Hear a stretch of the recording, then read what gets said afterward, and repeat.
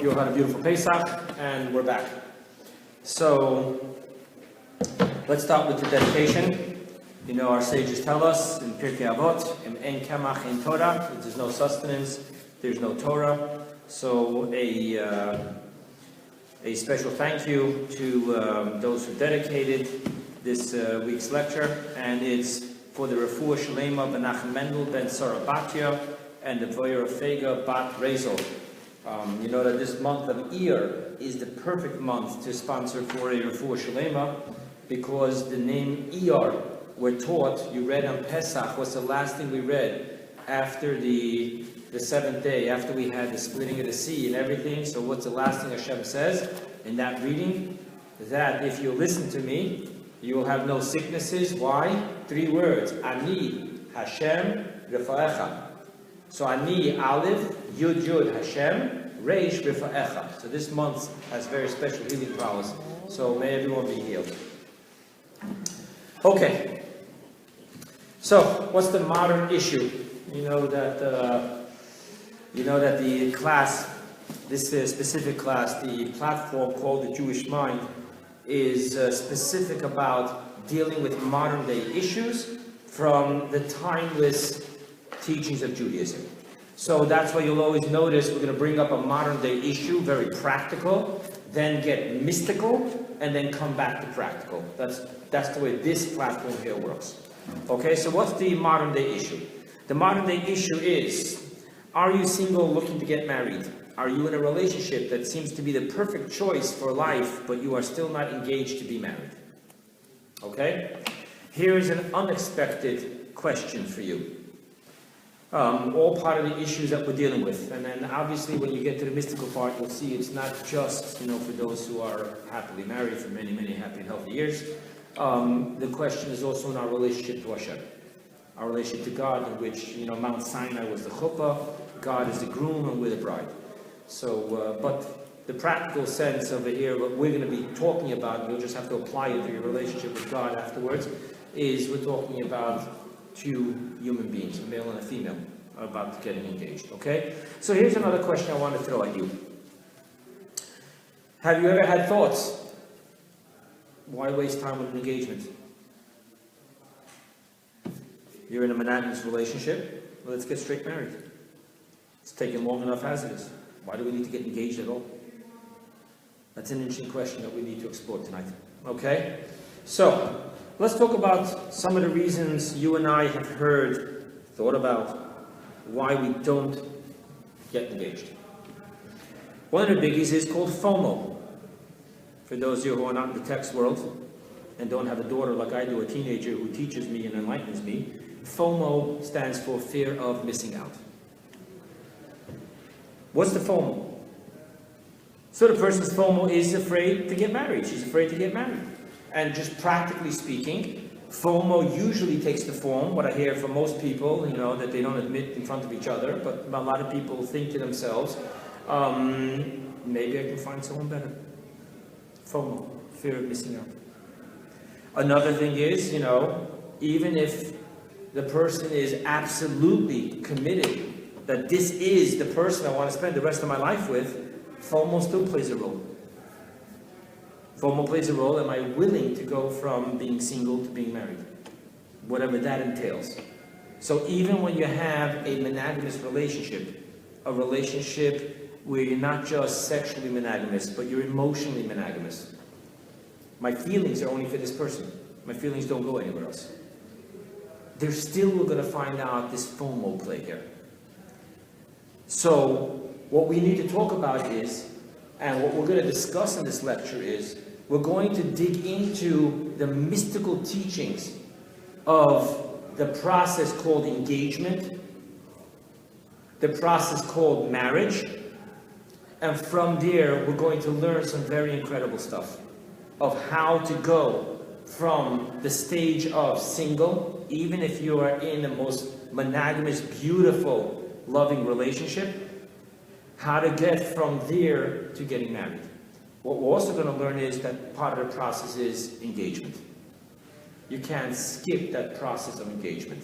Okay? So that's what we're going to talk about here. Now, Another excuse I've heard, I want to just flesh this all out because this really has to be practical. We need to talk about this practically. Another excuse you hear is financial.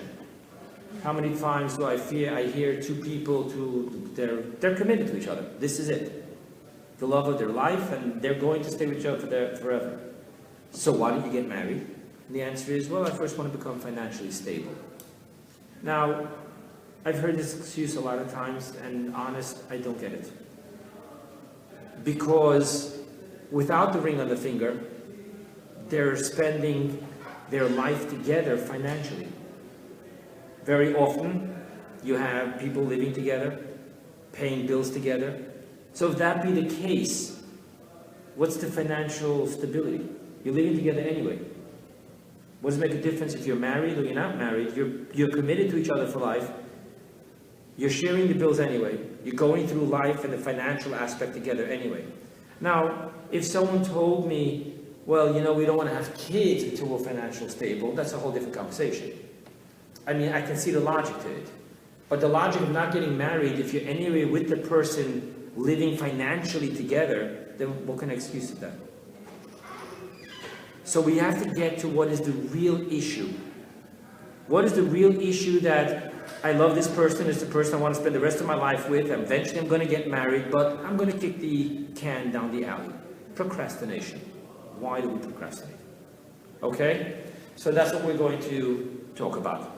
Let's talk about the mystical Torah teachings. So, the mystical Torah teachings is going to be like I shared with you about Kiddushin and about Nisuyin. The word Kiddushin is betrothal. We're going to use the word engagement. You look up a dictionary, which I did, the word betrothal. It is an official engagement.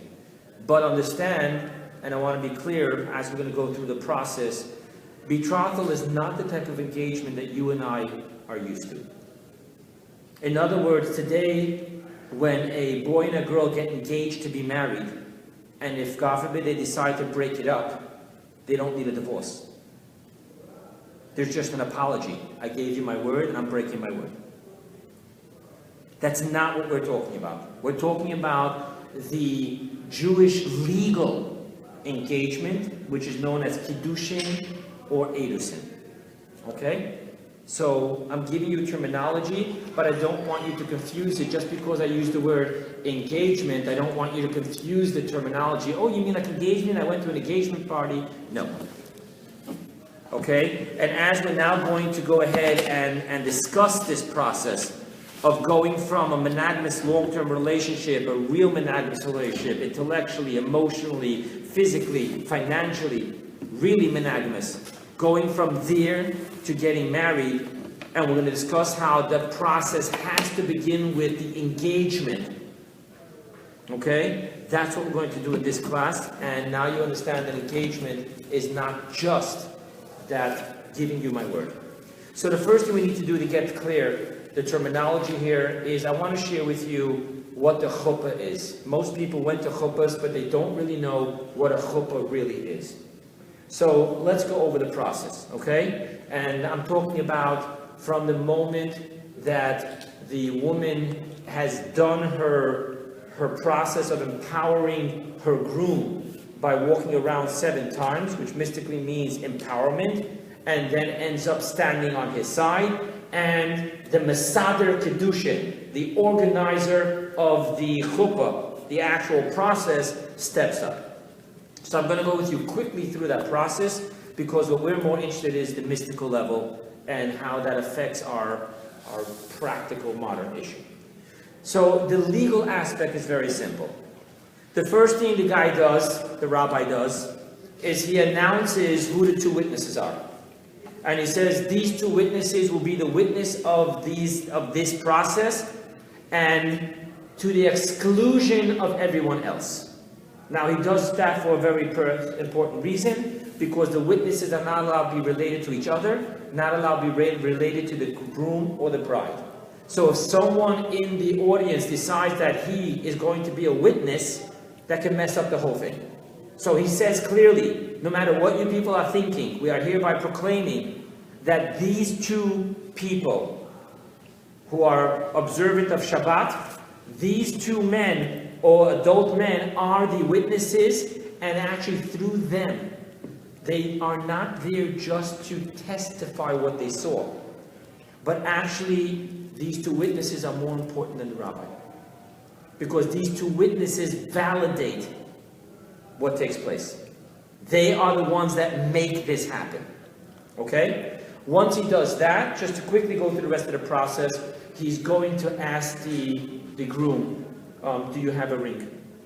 And is it yours? Is it only yours? It's not borrowed. It wasn't, it's yours. And then he holds it up and he tells the two witnesses, do you see this ring? Have you heard that it's solely his property, his monetary property? And then they ask him, is it worth this and this amount, minimal? Now that minimal amount they're asking is the legal tender of minimal amount of valid money, which is a shava pruta. And it's not a lot of money, but be it as it may, I just want to flow along here. Once they answer yes, he now knows he's not going to get stuck in the middle of the process. And now he begins the process. The first thing he does, he takes a cup of wine and he makes a blessing. Why does he make a blessing? He makes a blessing because whenever you do a mitzvah, you first make a blessing. Before you light your Shabbos candles, what do? You make a blessing. Before you put on tefillin, what do? You make a blessing. They're about to do a mitzvah. What is the mitzvah? The mitzvah is to follow the Jewish way of becoming engaged. Now, question, who's the one that's going to do the mitzvah? Not the rabbi. So why is the rabbi making the blessing? Believe it or not, it's a very practical reason. Yeah, when you light Shabbos candles, I don't make the blessing for you. When you put on tefillin, I don't make the blessing for you. You make it by yourself. Interesting enough, the reason why the rabbi makes it is because we are concerned that the groom is way too nervous in his mind, worried about doing everything right to be able to have the correct intention when he makes the blessing. So the rabbi does it for him. And that's why he doesn't make a blessing when he drinks the wine. He doesn't make the Bor Kriya Gafen. The rabbi actually does it for the groom and the bride. He gives it to them, they drink. Once they made the blessing, they now do the mitzvah. What is the mitzvah of engagement? The process of engagement is that the groom has to give, there's three ways to do this, but I'm going to talk about the one that's acceptable by all. The one that the rabbis allowed to happen.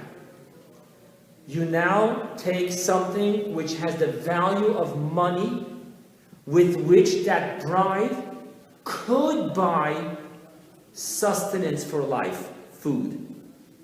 That's why that's that minimal amount, that it has to be at least that. That is what the ring is on a legal status. It's nothing else but monetary value. By him giving her money or monetary value, that she could now take that money and buy food sustenance, that is that legal acquisition through which she accepts to become his wife, and he makes her his wife. As he does that, as he puts the ring on the finger, he says the words, Harei at mikudeshet li, you are hereby betrothed to me with this ring in accordance to the laws of Moses and Israel. Moses means biblical, Israel means all the rabbinical and everything else that came along. So, I just want you to understand, for all practical purposes, he could have taken out a piece of gold. He could have taken out anything. He could have taken out silver. There are mystical reasons why it has to be a ring and why it's gold, not silver, and it's yellow. It's not the white gold, it's not platinum. We try to use yellow gold. That's all mystical, not legal. What is legal is that that wedding band does not have any precious stones on it, nor does it have any engraving on it. And the reason for that is because we're going to say that if the woman isn't a gemologist, she may say, oh my God, he's giving me that diamond that must be worth at least $3,000. Oops, it's not worth $3,000. So is the acquisition now a mistake? When I said yes, my mind was thinking that you're giving me a stone valued $3,000. I was fooled. So even if she doesn't regret it, but the acquisition was not done like-mindedly. We don't do any engravings. There's also spiritual reasons, but also there shouldn't be no gold missing. She sees exactly what she's getting. And with this, it becomes betrothed. Once that happens, she is now an arusa. Now, I just want to share with you what that means, because remember I told you I'm not talking about what you and I call an engagement party. Legally, what that means is that she has the legal status of being married to this man, which now means that all the legal prohibitions of having an affair and all the punishments for that applies to that couple. Now what's interesting is, once upon a time, that was not done on the wedding night. Once upon a time, before the 12th century, in the 12th century it changed. Once upon a time, what would happen is that she now went back to her house, anywhere from a month to 10 years if they wanted, but they were committed to each other. They were not allowed to have sexual relationships. So, on one hand, she's his wife, and he's her husband in the sense of the prohibition to anyone else, but they're not permissible to each other. He would go back to yeshiva, they would go back, they would make up when they're going to do the actual marriage. That night of the betrothal, that night of the kiddushin, there would be a party. The 12th century, do you know why they changed it? One of their most famous reasons is because the Jews were too poor to make two huge parties. Each one had a sudat mitzvah, a joyful one. So therefore they said, let's just put it together. So in the 12th century it changed. But because it's two separate acts, the engagement and the marriage, there's a separation in between the two. And now you understand why they honor someone to read the ketubah, which is illogical. The ketubah is a rabbinical ordered marriage contract.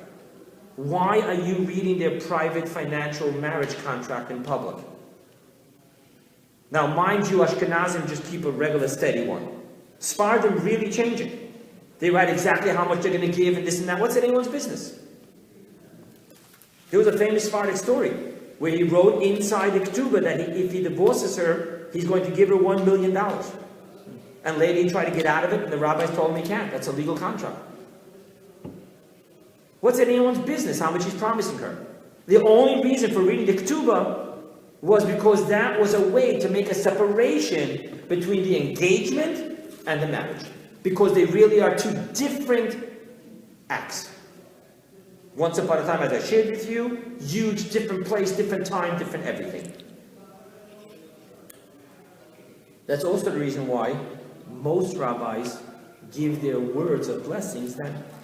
Because that's the time to make a separation anyway.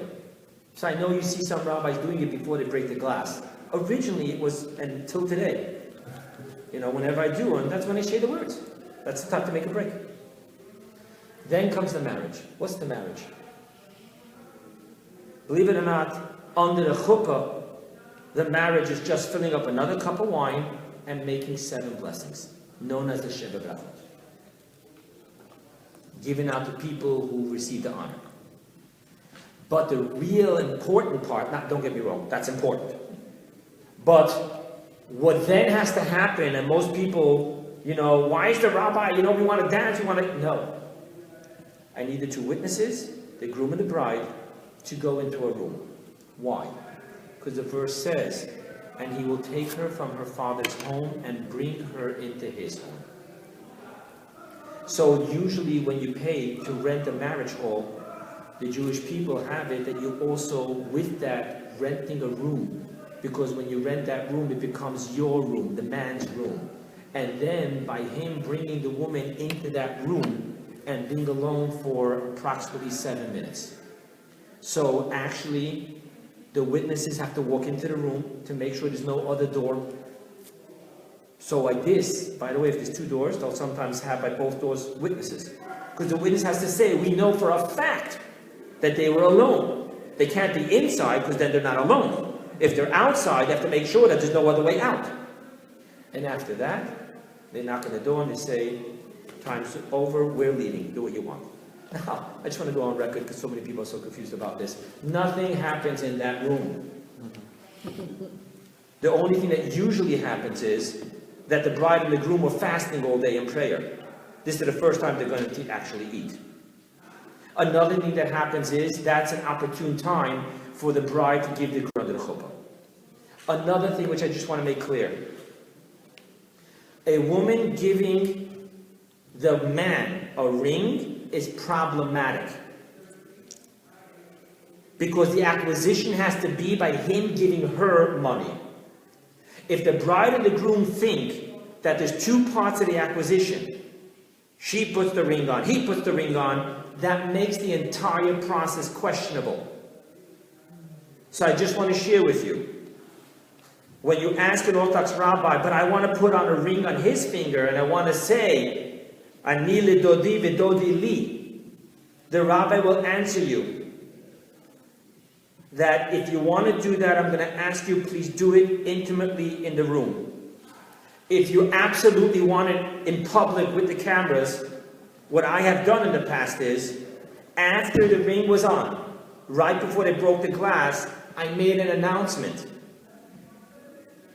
The chuppah is over, the marriage is complete, and now the newlywed wife would like to give her husband a gift by putting a ring on his finger. So that there's no misunderstanding in the legal acquisition. Okay? So now you understand there are two separate things. What I do want to make clear is, it's important for our lecture here. The engagement makes her forbidden to anyone else. The marriage makes her permissible to him. That's important for what we're going to talk about tonight. One more thing, just technical stuff, not really important for tonight's class, but just for the thoroughness. You will notice that in most, I say most, very seldom, there are certain Hasidic groups that don't do it that way. But you will notice that in most Orthodox weddings, even if the bride is going to cover her hair for the rest of her life, she does not have her hair covered under the chuppah. Now, if I just told you, when she's engaged, even in the olden days, an engaged woman, which means legally married, does not have to cover her hair. Even after the second part of the chuppah, which is the marriage, and even after they're alone in the room, legally, she does not have to cover her hair. The covering of her hair happens after they physically consummate their marriage. Most practically, that means the first time she's going to put a wig on her head or cover her head with anything is going to be the next morning. There are some groups that are careful, believe it or not. There is a hairstylist right after they finish having their 7 minutes together, because legally they could have consummated their marriage, so therefore they put on, so they're not wearing their head covering by the chuppah, they are wearing it by the rest of the night. Some Hasidic groups do that. Majority of the halachic people, the sheitel goes on tomorrow morning. Okay? I just gave you, in very brief, the legal process of the whole thing. Okay? What we want to focus now tonight is on the spiritual process. Okay? So basically, I believe I just gave you everything of that part. Okay. One more introduction, which is where the spiritual part comes in. So, I want to quote you a verse from King Solomon, from Shir HaShirim. King Solomon says like this: locked garden. A locked up garden is my sister, my bride. A locked up spring, a sealed fountain. Gan Na'ul, a locked garden, Achoisi Kala. You remember that a lot of times you have that King Solomon, in the name of God, refers to us, the Jewish people, his bride, as my sister. Okay? A sign of endearment and love. And mystically speaking, it's different levels of the emanations. But practically speaking, it's just poetically calling a wife my sister, like my flesh and blood, my love. So, what does he say here? My locked garden, God is talking. He's calling us, the Jewish people, a locked up garden is my sister, my bride. A locked up spring, a sealed fountain. Medrash jumps in and says something very interesting. Locked garden refers to the virgin. The locked spring refers to the non-virgin. What this practically means to us is that the locked garden is talking about the betrothed, the engaged woman. She's still a virgin. The locked spring refers now to the married woman. She's no more a virgin. We're going to talk about all this. Okay? Now, let's talk about what this means. What does it mean, a locked garden? It's poetic, it's beautiful, but in Kabbalah, nothing is just, what's it called? You know, when a producer or a writer changes things, it's called a something license, right? Poetic license or whatever. There's no poetic license in the world of Kabbalah. Every word of Torah is precise. Why did he pick this poetry and not that poetry? So what is going on here? So, first of all, what does it mean garden? What does it mean locked garden? So before we explain locked, let's talk about garden. So we have two commentaries. One is called the Targum. Generally speaking, when we talk about Targum, there's two famous, Targum means translator. There's two famous translators. One is a convert, the nephew of the emperor of Rome, called Onkelos, and the other one is the famous Yonasan ben Uziel. Why do I say famous? You probably heard of the story that the Talmud says that from his learning, there would be such fiery passion that the bird that flew over him would literally get burnt. Whatever that means. So, Yonasan ben Uziel. Most often when you say Targum, in the Medrash, stuff like that, we're talking, when you talk about the Targum, you're talking about Yonasan ben Uziel. So I'm going to assume this one's Yonasan ben Uziel. The Targum says like this, that what does this verse mean, a locked garden? Just as the Garden of Eden is locked to everyone, and only righteous souls can enter it, so too the Jewish people are locked and only God can enter them. Comes along the Metzora David, another famous commentary, and he says a different thing. He doesn't go into this Garden of Eden stuff. He's just very simple. Just like when a person has a garden, it's locked, and the only one that has the key that can go in is who? The owner. So too, here, God is the owner of this garden, and we have locked ourselves from anyone else other than God. So, we're going to talk about this concept. Why does, again, there's no poetry. So why does the Targum take it to a different step?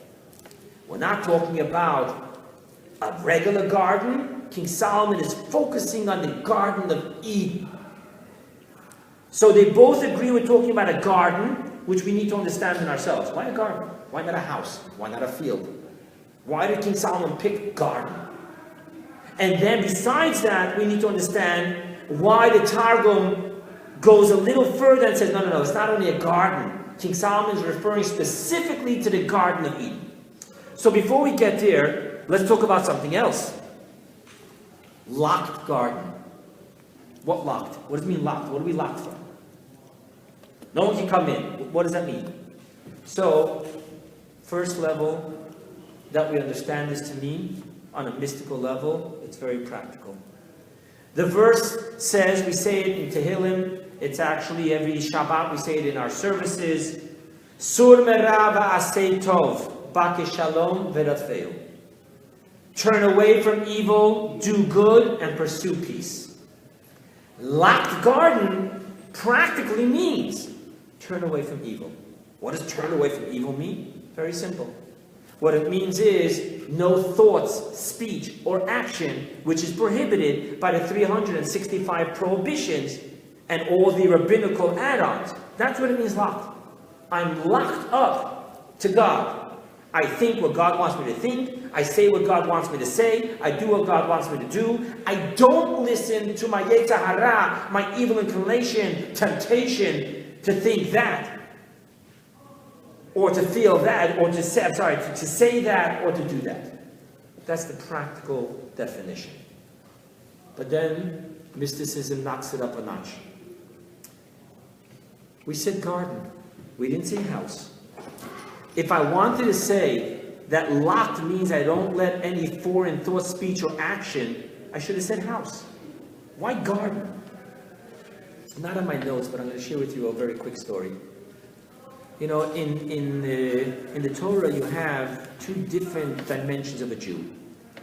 We refer to it most often as Yisachar and Zvulun. Why? Because these two brothers of the 12 tribes, they had a deal. Yisachar said, I'm going to study all day. Zvulun said, I'm going to be the import-export business. So Zvulun told Yisachar, we can't study Torah all day because we're busy. So I'll tell you what, half of our money goes to you, half of your Torah merit, Torah study merit, goes to us. And they really made that partnership. Okay? So normally we talk about that as the difference between someone who's spending his life studying Torah and someone who is what we call a balabos. A balabos simply means master of the house. This person asked the Baal Shem Tov, I'm not a Torah boy.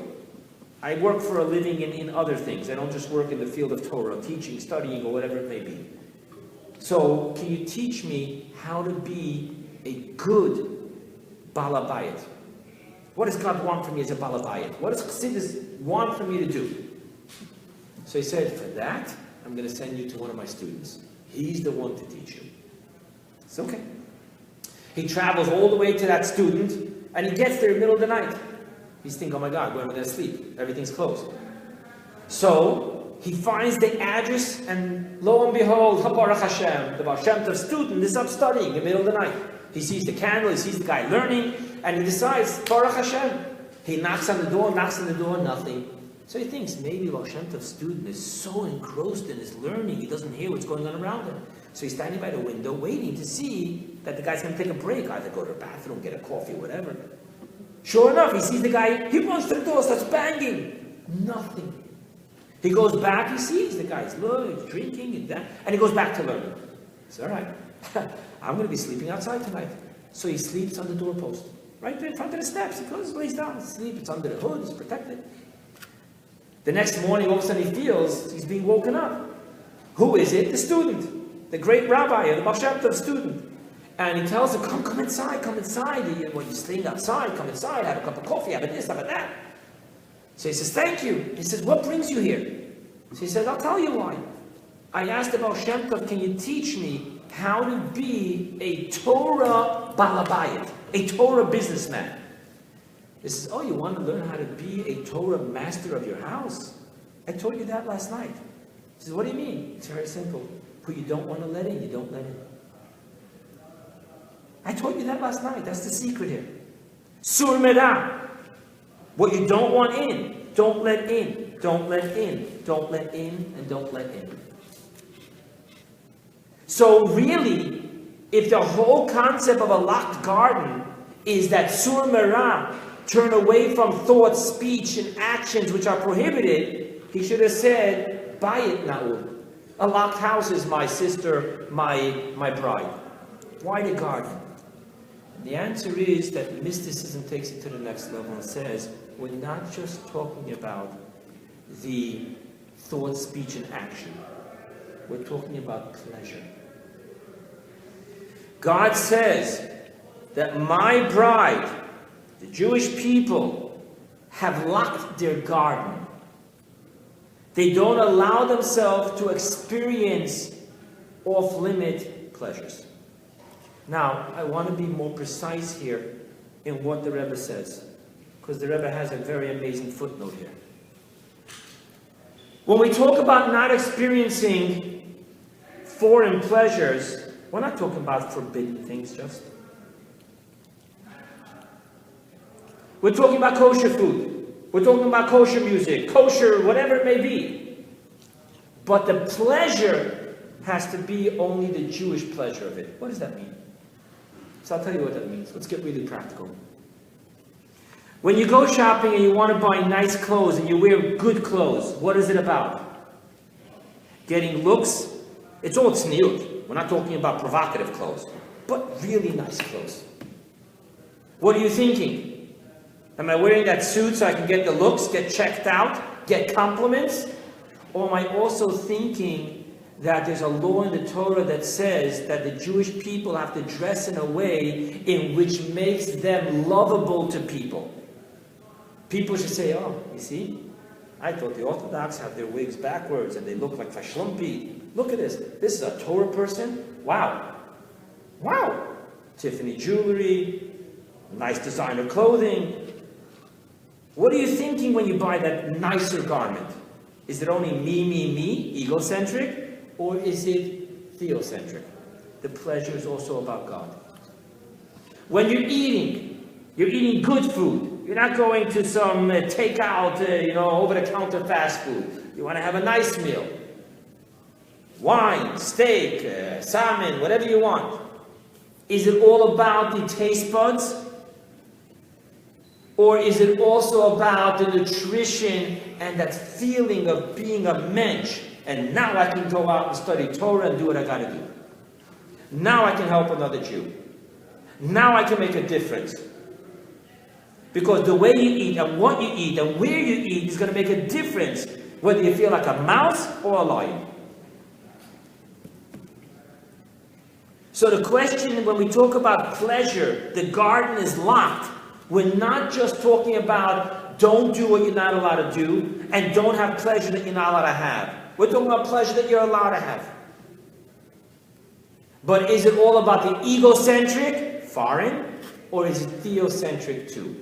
Now don't get me wrong. I'm not suggesting that anyone by this table is going to become overnight, all I want is God's pleasure. There was a great chassid, a very wealthy chassid. He inherited his mother-in-law, a whole story what happened, how he helped his mother. And what happened was that he once said, I cry daily over every brick of this mansion. However, I know that when the town mayor and governor want to have a meeting and make a hosting party, they come to my mansion. If they come to my mansion, I'm involved. If I'm involved, I can hear the discussion. If I can hear the discussion, I can be helpful to my brothers and sisters, the Jewish people. That's great. That's huge. That's really, really huge. I know personally people who, when they went on the Rebbe's work as single boys, and they stayed in hotels, they wouldn't sleep on the bed. That is huge. They didn't want to become indulged. They wanted to stay focused. We're not here to enjoy, because then we start getting carried away. It's not about helping. We want to do what we got to do. That's huge. I'm not asking at this lecture that we should go there. Not yet. God willing, one day, with the help of the good Lord. But what I am asking is the ratio. Let's start changing the ratio. Definitely not 100% me and 0 God. Let's start moving it a little bit. Can it at least be 10% for God? Can I somewhere stop myself and think, you know what? This pleasure has got to also be about God, not just about me. Okay? That's the deeper level. Now that you understand the deeper level, we understand why he picked garden. What is the difference between a garden, a house, and a field? A house is a necessity where you live. A field produces necessary food. In the Talmud, a field primarily refers to a wheat field. Bread is not pleasure, it's sustenance. What does a garden represent? Most often pleasure. So here we're saying, not only am I telling you that you need to not do what's wrong, lock your garden by not thinking, saying, or doing what's wrong, we're even upping it a notch. Can you get to the most deepest essence of the human being? Pleasure. Even spiritually, that's called the highest level of the supernal crown. Ta'anug. Can we even lock that? And that's what God's priding himself. So now we're understanding something very beautiful. The definition of becoming engaged is me locking myself to the world. Locking myself not only on the level of I don't do what I'm not allowed to do because I'm engaged to be married. I don't even entertain provocative jokes. I don't entertain provocative thoughts. I don't entertain provocative actions.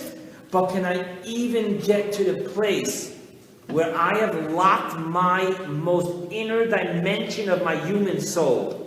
My pleasure is to come only from the person who I'm engaged to be married to. That's where my seeking of my pleasure is. On a spiritual level, you understand what that means. Can I change the ratio? Can I move to theocentric and not always just egocentric? Let's take it to the next level. So, another mystical teaching is, on this verse, now that we know the Medrash says, the locked garden is the engaged bride. And the locked spring is the married woman, married bride. Now we're going to see another teaching. The other teaching is a simple verse. Here is the verse. We say it in our prayers. Kadshenu b'mitzvotecha v'tenchelkenu et toratecha. In English, sanctify us with your commandments and give us our portion in your Torah. Now the word sanctified, I told you, is kadshenu. What I tell you, the word for the engagement that we're talking about is kiddushin. Same word, sanctified. So therefore we're going to say that, this is what the teaching says, that on a Jewish mystical level between God and me, husband and bride, and engaged bride, and then wife, it works like this. Betrothal, the first part of the chuppah is what? Commandments. God's giving us His commandments. What's the second part? The second part is God giving us our portion in His Torah. So now we're having a very interesting thing. Putting the ring, God putting the ring on our fingers is giving us mitzvot. God marrying us. Now, I want to get a little very detailed here. In the holy teachings, thank you. In the holy teachings, Torah is referred to as the semen of God, which God puts into the womb of His bride, us. While mitzvot is just putting on the ring. Why did I just say the word just?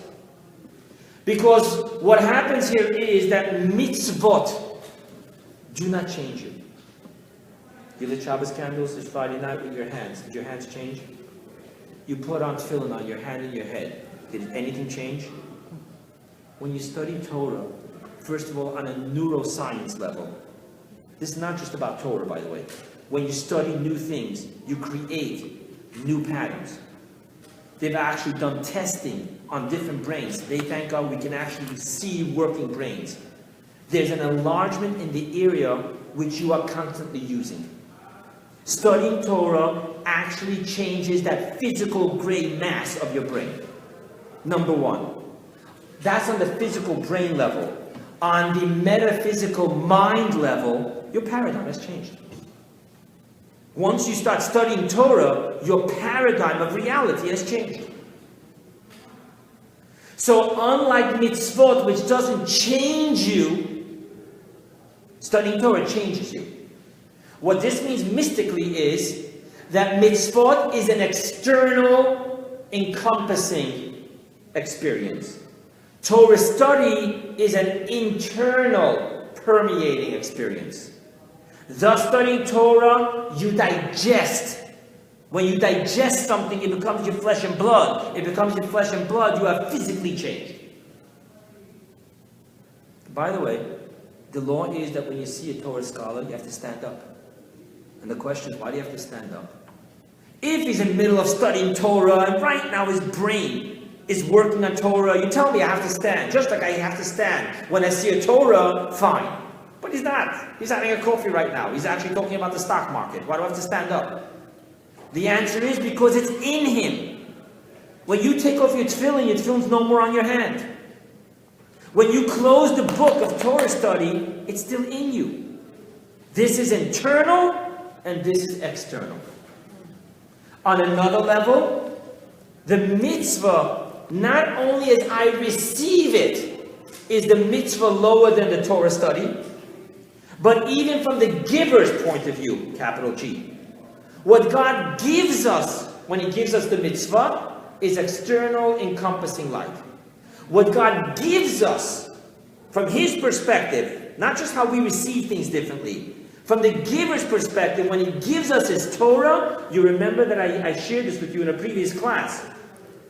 V'yikchu li truma, take from me a truma, a donation. What do the sages say? Truma equals the word Torah men. The Torah of 40 was given in 40 days. V'yikchu li, what do you mean take me? It should say, give for me. You remember that teaching I shared with you back then? When you take the Torah, you take God. What's the first word of the Ten Commandments? Anochi. Anochi is not a Hebrew word, so why do we use it? Because the Hebrew word is Ani. The word Anochi is an acronym. Aleph, Nun, Chaf, Yod. Ani, Nafshit, Ksavit, Yahavit. I have placed my essence. Creating a child is not like teaching a student. Creating a child is your DNA. You're not giving some external knowledge. I'll share with you what I once learned. I'll teach you my profession. No, I'm giving you my DNA. Imagine what that means. God is giving us His DNA. That's Torah. What this means to us for tonight. Studying mitzvahs has a specific job spiritually. What that job is, Kiddushin, the word Kiddushin, sanctification, actually has two meanings. Hazmana, preparation, and Havdalah, separation. When the man puts the finger on the woman's, puts the ring on the woman's finger and says, Hareat mikudeshet. What is the word mikudeshet? You are hereby sanctified unto me. Huh? What it really means is you are now separated unto me. That definition of separation is what King Solomon is talking about. The process of mitzvot is to lock your garden. Why? Because what mitzvahs do to you is they change your taste buds of pleasure and they change your midot. Mitzvot, what does the Rambam say? Lo nitna Torah ela letzaref es habriyos. God gave us the commandments to make a mensch out of us. You know what mensch means? A decent person. That means that he's saying that mitzvot are here to change our personality. A person can have a temper, a person could be lustful, a person could be a liar. Mitzvot changes us. What that means is that the first stage of engagement before marriage, I can't give myself to you before I separate myself from others. I can't be yours if I'm also the one who wants to kill you. That doesn't work. Well, I love you, but that guy who wants to kill you, I kind of like him too. That doesn't work. The first step of an engagement, the erusin, is before I give myself to you, I'm locking my garden to anyone else. I'm not permissible to you yet. For that, we're going to have to wait for the next half of the verse. But I'm no more open to anyone else. That's what mitzvahs does. Mitzvah is the one that locks it up. It changes your taste buds of pleasure, and it changes your actual midot, your actual, what do I want to use? The actual personality traits. Okay? That's what Kiddushin does. Now we're starting to understand why you can't go from a monogamous lover relationship to marriage and just like, don't worry about the engagement. We'll skip that part. We don't need the first part of the chuppah. Let's just go straight to make the 7 blessings, take me into the room, and that's it. You can't have that. That is why something very amazing. If God's going to give us the Torah, and the Torah has the 613 commandments, He should first give us the Torah, then the commandments. That's not what He did. When did we receive our first commandment? Do you remember? First commandment we received in Egypt, Rosh Chodesh. We gave 3 classes on that. HaChodesh Hazeh Lachem. This is the moon, the new moon. Today, by the way, is Rosh Chodesh. Today is Rosh Chodesh here. It's 2 days, Wednesday and Thursday. That first mitzvah happened before the Torah. How can you give me a mitzvah before you give me the Torah? How do we have a constitutional law when there's no constitution yet? But that's what happened. Not only that, later on their way to Mount Sinai, at Morah, the name of a place, they got another 10 mitzvot. Why are you getting mitzvot? The answer why you're getting mitzvot is because you have to be engaged before you can get married. Mitzvot is the spiritual engagement. The Torah is the consummation of marriage. So on a spiritual level, you can't become gods before you lock your garden. Thus, God giving us mitzvot is not a sneak preview. It's a separation and a preparation to receive His DNA. Thus, that question which I asked, why get engaged? Let's just get married. We don't have to waste time. Let's do it all in one shot. Now you understand why that doesn't work. That's why God didn't. He told Moses, I'm taking them out of Egypt to bring them here to this mountain. Right? That's where the burning bush was, on Mount Sinai. And He told him, in order that they come to this mountain. But He did something before. He made a gan na'ul, a locked garden. Before I bring you to my mountain, and I make you into a locked spring, before I make you into a well, before I give you my DNA deeply within you to totally transform you, I need to first have the engagement process. Okay? Now, I want to tell you one more detail, and then we'll get to the practical side. Remember I told you, why do you have to give monetary value? Why does it have to be a monetary value? Why can't I just tell you, I love you? We're engaged. No, I have to put the ring on, make a plan. That means that the reason is because I have to give you something, an acquisition. The acquisition means that you have to be able to buy with what I give you life sustenance. The woman has to be able to walk away from that chuppah, take the ring, tell a guy, here, I'm selling this to you. I need to go buy a sandwich. I'm dying. I need to eat something. If she can't do that, the chuppah is not a chuppah. The engagement was not an engagement. Wow, that's weird. I just told you a second ago that mitzvot is not internal. It's not digesting. It's external. And what did I just tell you? The definition of an engagement is that I give you something that you can buy life sustenance. That's internal. What just happened here? You see the question? We just made a whole big Kabbalistic thing. This is external, this is encompassing, this is internal and permeating, digestible. 1 second. The definition of engagement is that ring which encompasses your finger has to be able to monetarily feed you. We just crossed the line. External or internal? Is an engagement external and wedding internal? So from here we see something very interesting. I want to talk to you about the mitzvot. There's a verse about the mitzvot. Let me share with you what the verse is. Okay? Let me find you the exact words I'm looking for. Okay, here it is. So it's in Vayikra, Leviticus, and it says, you shall observe my statutes and my ordinances, which a man shall do and live by them. What do you mean live by them? If this is all about external, thought, speech, action, separation, even closing the pleasure sense that drives me to think and say and do what I do, but it's not about live by them, observe them. He just said, observe my statutes. Yalla, that's it, enough, dayenu. Why does it mean live by them? So I want to tell you halachically what that means. Legally that means that there's only 3 commandments that you must die for.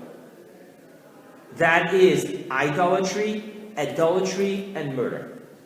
If someone tells you, and we had this over and over, right? Chana and her 7 sons by Hanukkah, bow to this idol or I'll kill you. You got to let yourself die. What about someone tells you, listen, by tomorrow morning, if you don't kill that guy, I'm going to kill you. You have to say, kill me. And the same thing with adultery. If someone tells you, if you don't have sexual relationships with that married woman, I'm going to kill you, you have to say, I'm going to die. Now, the adultery and idolatry we learn from a verse. The murder, the Talmud doesn't have a verse. It has such a beautiful logic. What makes you think that your blood is redder than someone else's blood? Someone's going to die here. So why would it be logical to save your life? Kill that person. Again, I'm not talking about saving my life when someone's trying to kill me. That guy's not trying to kill me. A told me, if you don't kill C, I'm going to kill you. I want to share with you something completely not part of this class. But, you know, everyone talks about the Rebbe in such magical ways. I want to share with you what it means to be a true leader. The Rebbe's own yeshiva boy, the Rebbe's own Lubavitcher Chassid, wrote to the Rebbe for a blessing. I'm in Israel, and they want to draft me to the army. And I'm asking you for a blessing that I should get a p'tur. A p'tur means that you don't have to go to the army. Either health reasons, mental reasons, whatever it is. You know what the Rebbe answered him? What? What is your blood redder than his blood? If you don't go to the army, who's going to go? Another Jew. What are you asking me to bless you with? When someone in Russia, where they used to send a Jew to the front line, you ask me for a blessing, that's a different story. But in the Israeli army, you're asking me for a blessing? If you don't go to the army, who's going to go to the army? Chaim, Beryl, Aaron, Lior, who are they? Just want to show you. Now let's get back to what this verse means. Other than those 3 mitzvot, if you decide that you are holier than thou, the doctor tells you that you're going through cardiac arrest and I must get you to the hospital. No, Shabbos. After death, you're going to be charged in heaven for homicide, i.e. suicide. Who told you you can do that? The verse says, V'chai b'hem, live with them, don't die for them. There's an exception of 3 cases. There's more details to that, but just generally speaking.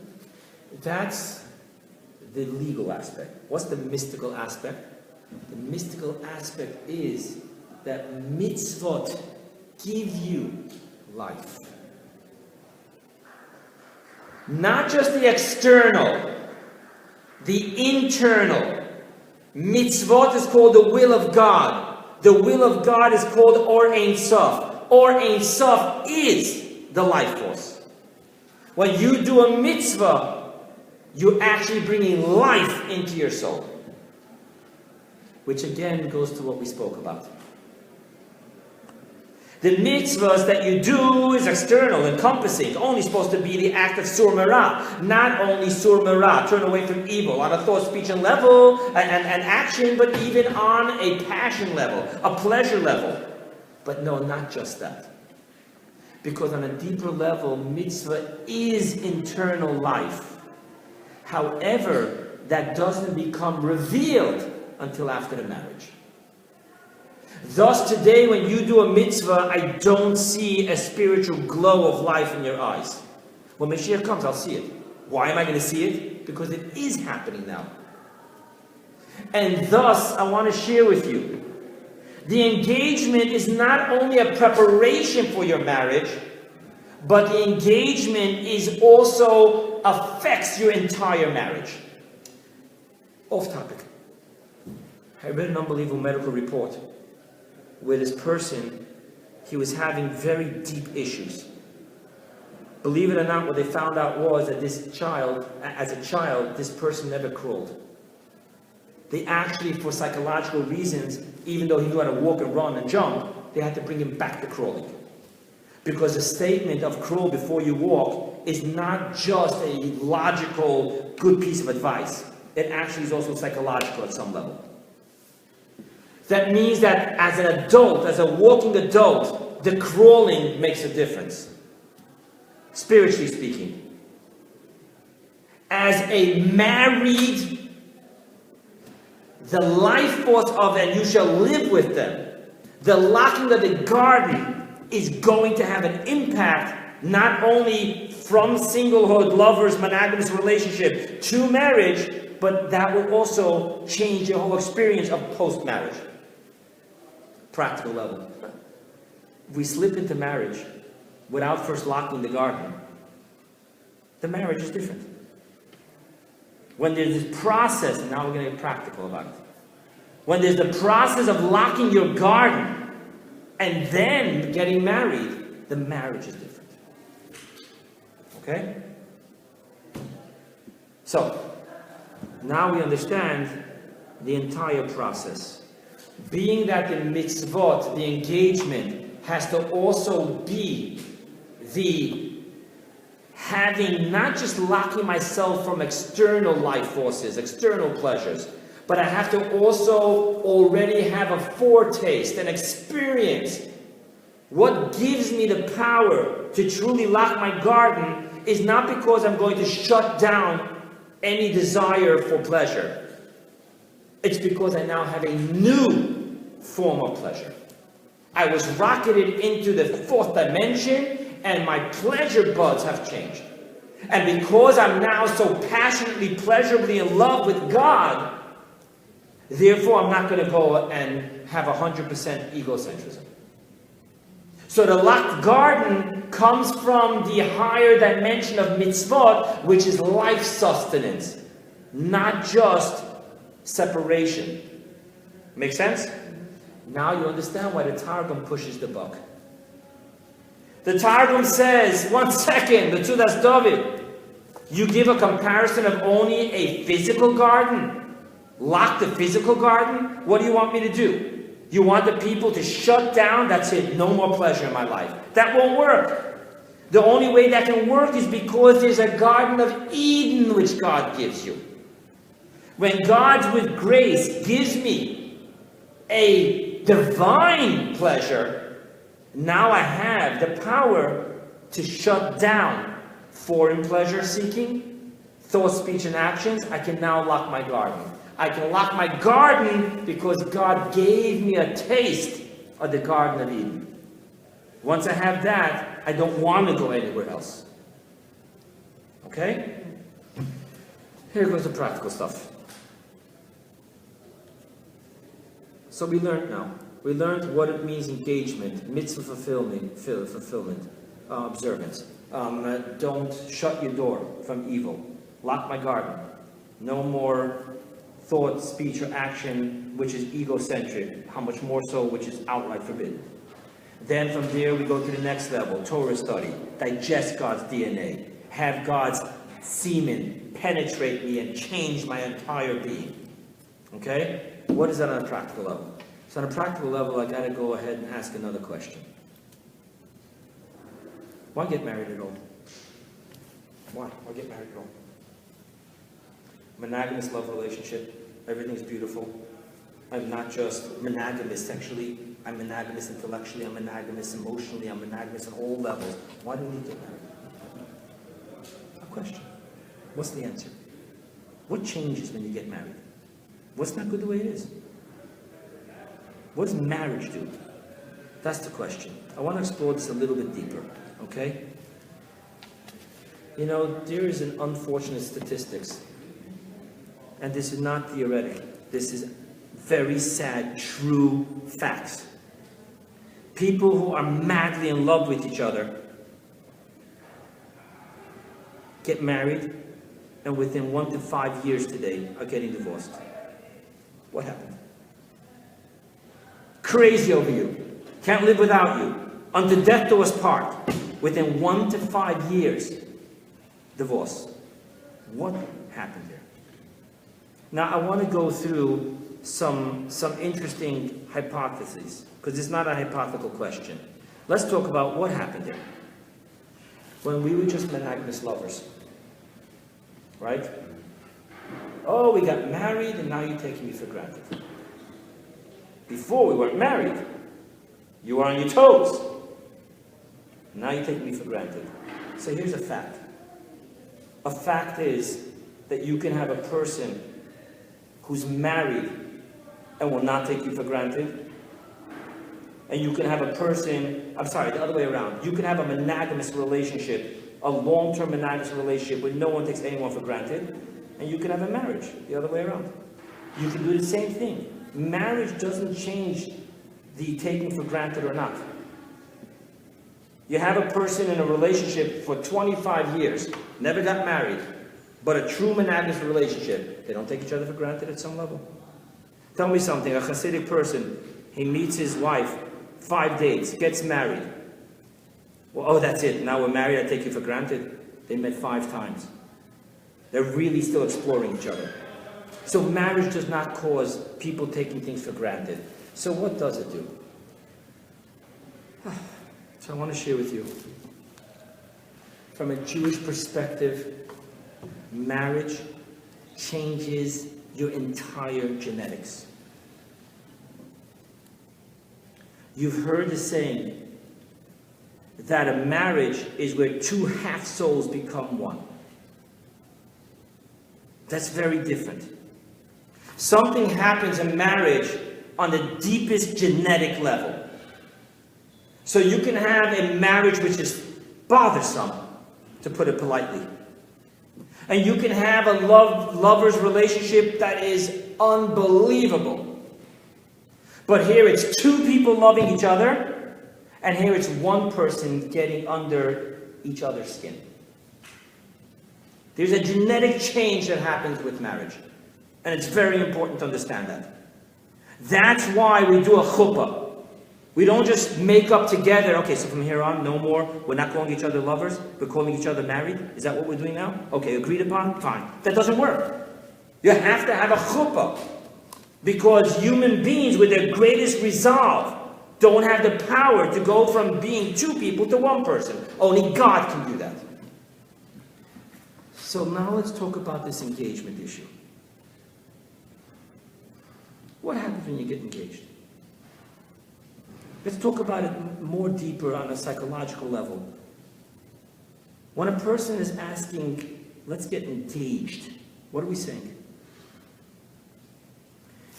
Engage means, can you let your old wholeness die so that we can become a half of a greater whole? That's the engagement part. The engagement part is, I'm asking you, are you willing to die? The one who you knew yourself to be, who needs no one in his life, and needs no one in her life. I can stand by myself. I don't need no favors from no one. I'm my own person. Can you let that person die? Because if you don't let that person die, how are you supposed to get married? If you're whole, exactly we are two halves getting together. That process of becoming one, by the way, I have it in my notes, so you're going to see it online, so I'm going to share it with you now publicly. I made to myself a little note. I wonder what marriage does to someone who really doesn't like himself. I loved you because you weren't me. I don't like me, but I love you. But you became me.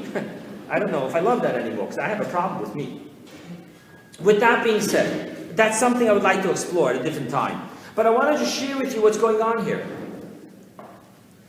Before you get married, you're only a half. Really? Really? What do you mean you're only a half? What's my only half? I have a brain but not a heart and not a brain. I'm whole. Don't tell me I'm half, I'm whole. I have my own 10 faculties of my soul. What does that mean? But that whole you is real. When they tell you that a single person is only a half, we don't get that because we know it's not true. Not on a practical level. I want to take it on a spiritual level. Do you know that Rabbi Isaac Luria, the holy Ariya Kadosh, the Arizal, do you know that he writes it's possible to marry someone who's not your soulmate? He says clearly, you can get married, you have the choice to make that action, and they're not your soulmate. But how's that possible? How can it be a half to a, so we have a half a circle, a half a triangle, what's going on here? But he says it's true. Why am I sharing that with you? I'm sharing it with you for one reason. The fact that I can marry someone who's not my soulmate, not the other half of my soul, tells me that I do have full choice. I gotta let that die. The me that can marry the wrong person cannot get married to the right person. Because then it's not two halves becoming one whole. Potentially, I can marry the wrong person.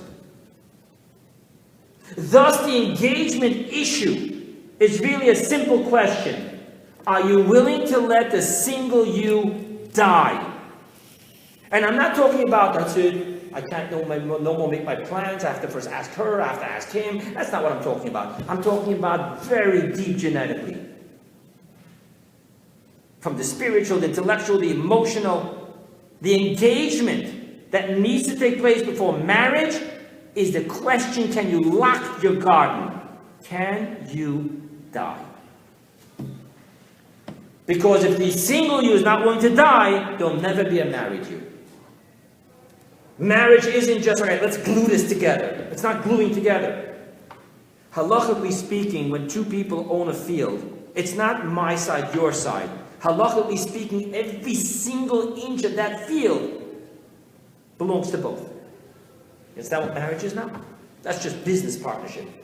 Marriage means that there's no more me and there's no more you, and that's real. But 1 second, until I was 24, 25, 28, 40, 50, whatever the age you're going to get married, there was a me. There was a halachic me. When they counted me for a minyan when I was single, I'm single now. When you counted me for a marriage, it wasn't a half, you're single, we need 2 of you to make a minyan. No, it was you. You were whole. You were so whole that you couldn't marry the wrong person if you wanted to. That whole has to die. That's the locked garden. The suffocation to death of the old egocentric I, which fills the entire being. Now, I just want you to know. Sorry. I just want to let you know. I don't think it's very romantic to get down on one knee and ask the person you love, are you willing to die? And that ain't going to work. That engagement isn't going to work. So what really works? Remember what I told you? The mitzvah is not just external. The mitzvah in its depth is that you shall live with them. It's about giving pleasure that's unprecedented.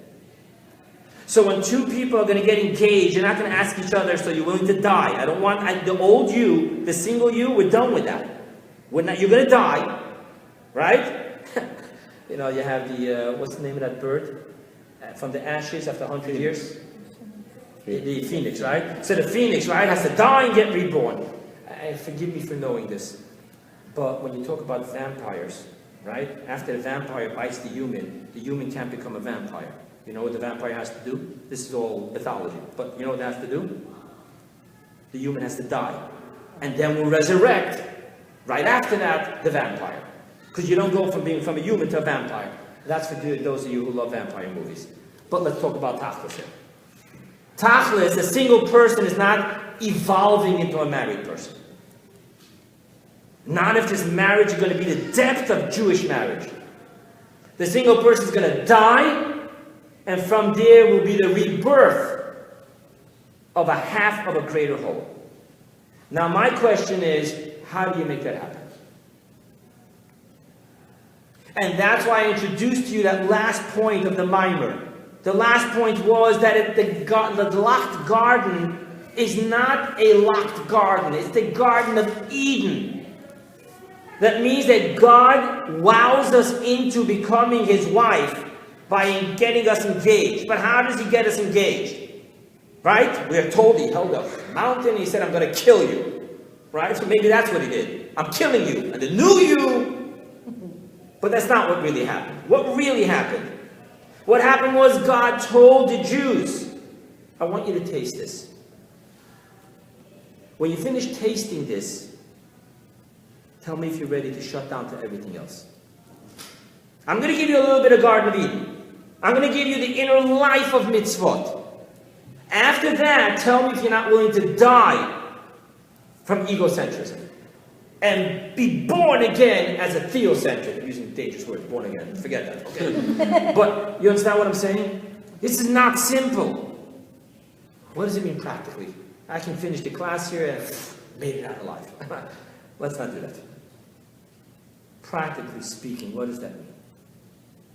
What does it mean? I have to give the person I love this unprecedented Garden of Eden experience so that they will willfully die, kill the egocentric, and become half of a greater whole. What I believe is the answer is the person has to experience something unprecedented. Now, I want to be clear here that I think it is always in a relationship 2 sides. So I'm going to say 2 things, but they're really 2 sides of one coin. If a person cannot open themselves up to unconditional love to receiving, not giving, receiving unconditional love, unconditional caring, and unconditional team life, they will never get married. They'll get married for social reasons, political reasons, tax reasons. But what a marriage entices a single person, I'm going to ask you to die. Everything you know about yourself is going to die. You're no more a whole. You're going to now arise a half of a greater whole. There's got to be a ta'anug, a Garden of Eden. So what really has to happen is that the single person has to be able to ask themselves, what is it that I can never, capital Never, never have as a single person that I can only have as a married person? That's worth dying for. Now, I want to say something parenthetically, and forgive me, I'm not being crude or anything, but I want to put it all out on the table because a lot of thought went into this class, this part of the class specifically. You know, there's a saying that most mothers tell their daughters, and it's also men, women, both ways. Well, why do you expect him to buy the cow if you're giving him the milk anyway? Most often they mean sexually. If you're having sexual relationships with him anyway, why should you get married? Now, I just want to go clearly on record. I believe there's something to that. I don't think it's just sexual. I think it's intellectual, emotional, financial, everything. If you're anyway giving him the milk of not having loneliness, then why should he buy the cow? I really believe that there's something very strong to that. And for some people, that helps them cross the line. However, I want to be very blunt. There's always where to buy milk. And again, I'm not being crude in talking about sex. That too. So what really is it? What really is going to tell a single person be willing to die and believe that you're going to wake up a far greater being? What is it? I want to share with you something else. I'm putting everything on the table here. The person who always has FOMO, that's not a real problem. That's a personality trait. Because if you're going to have to talk this person into, give up the fear of getting something better. I just want you to know that even after you convince him to marry you, you're going to go through that when it comes to buying a car. Well, I don't know if I really want to buy this car because I might get a better car. You know, they're coming up with a better thing. It's going to be in a house. That's a personality trait. That's not what this class is about. That's not what this class is about. This class is about a person who loves the other person and wants to live their entire life with that other person, but cannot get through from a monogamous, total love relationship to getting engaged to getting married. And the reason why they can't go from a total monogamous love relationship for the rest of their lives to getting married is because there's a piece in the middle called engagement.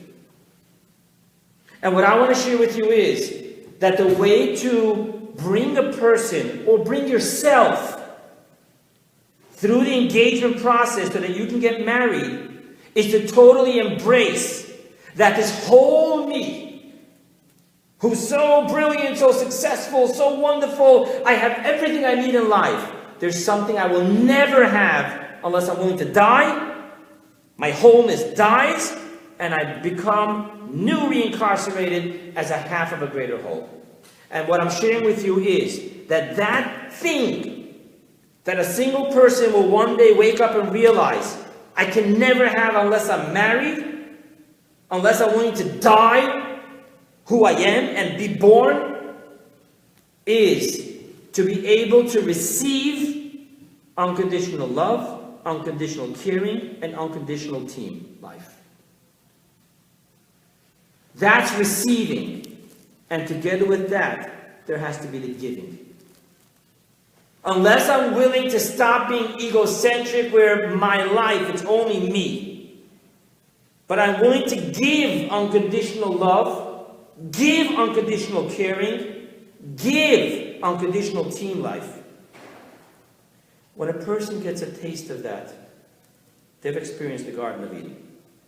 And they're willing to close down their own garden. When God tells the Jewish people, "Lahadresh be'umah acheret I efsher," no matter what you do, Jews, I will never be able to let go of you. And that's why I'm going to drive you through exile. I'm going to put you through the furnace, and I'm going to redo, until we work this out. Because you and I are no more two ones. We're no more two matching halves. God and us have truly become two halves of one greater whole. When you can open yourself up to taste that unprecedented pleasure that sneaks in hiddenly in the mitzvah observance, then you can move on to getting married. But the person who wants one foot in the door. Now, I want to be clear. When I say one foot in the door, I don't mean I want to be able to mess around. I want to be able to have my own night with the guys. I want to have my sports night. You'll work that out. That's tech stuff. The 1 foot in the door means I don't want to completely die. I don't want to completely die. This lonely singlehood, there's something about it that I still just want to hold on to. There's a law. There's a law. A man tells a woman, "I want you to marry me. You'll be my wife Monday, Tuesday, and Friday. But not Thursday." It's also in divorce. "I'm going to divorce you that you're not my wife on Mondays." That doesn't work. Keeping 1 foot in the door. I just want to have a little piece of whole me. Can you let me have a little piece of whole me? You didn't lock your garden. You didn't lock your garden. You're not open to truly experience the point of no return of the passion and pleasure of Garden of Eden. Then there's no marriage. So practically speaking, my friends, practically speaking, two people in love with each other have to help each other to get through that process. To be able to truly give yourself and give the other person that taste of zero loneliness, because you're no more one whole. You're two halves of a greater whole. This is what unconditional love, unconditional caring, and unconditional team life is all about. People, thank you.